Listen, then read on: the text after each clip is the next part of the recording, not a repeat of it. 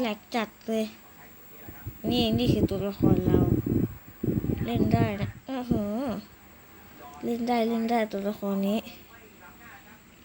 โอ้เดี๋ยวมุมกล้องแกบั๊กอีกแล้วหายบั๊กแล้วเดี๋ยวโชว์เล่นให้ดูกดทำไมกดไม่ได้อะนี่ไงนี่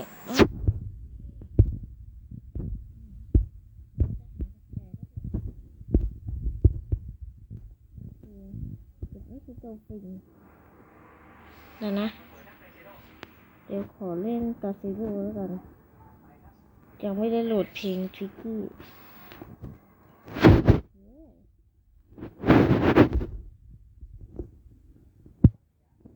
เพลงทริกกี้ไม่เพลงทริกกี้สิเพลงกาซิโร่จบ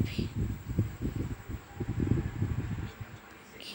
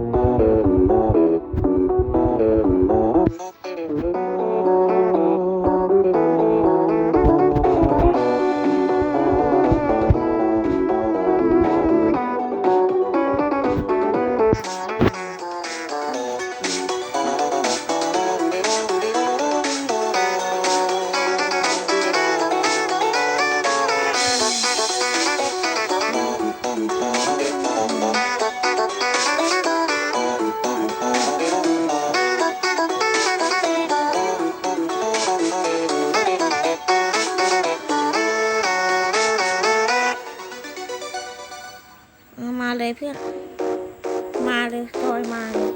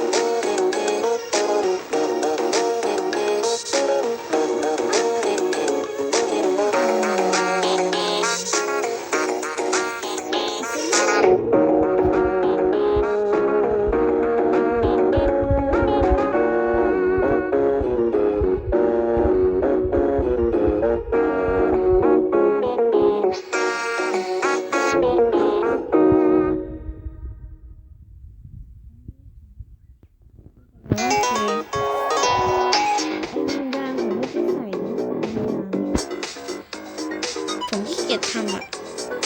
พอ ดีบล็อกมันหมดใช่บล็อกมันหมดผมก็เลยไม่ทำแล้วที่จริงไอ้บล็อกพลาสติกมันหมดไงผมก็เลยไม่ได้ทำ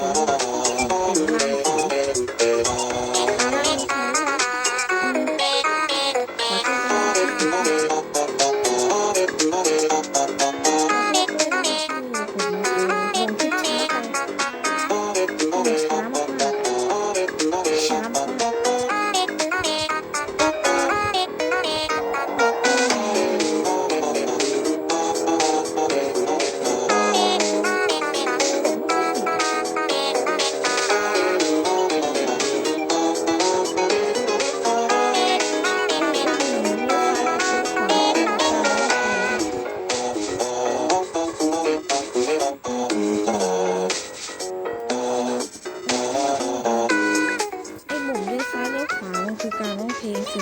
ไอ้ขึ้นกับลงก็คือปรับมือกล้องนี่แหละ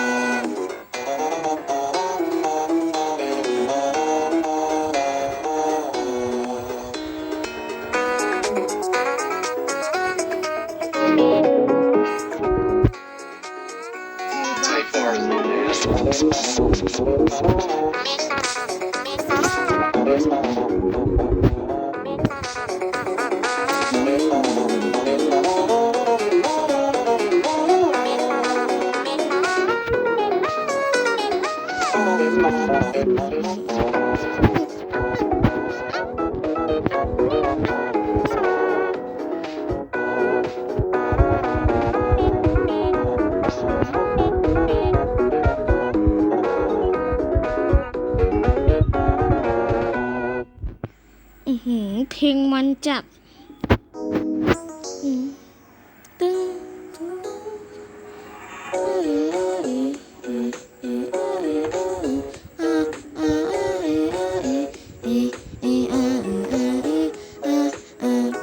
ถึงมันผมไม่ทำเรื่องนะเพราะว่ามันทำไม่ได้ใช่ว่าจะไปทำเรื่องไ